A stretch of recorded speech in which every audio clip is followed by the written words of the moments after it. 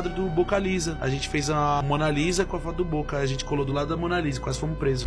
Tá zoando, Sim, caralho. Você é louco, cara. O cara ficou procurando nós pra prender nós. Quem tava? Eu, o John, o Marco, o Cabrito e o Boca.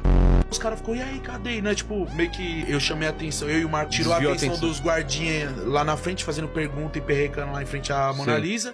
Enquanto isso, tava o John e o Boca colando o quadro. Atrás, tipo, a Mona Lisa tá aqui, atrás tava o Boca Lisa.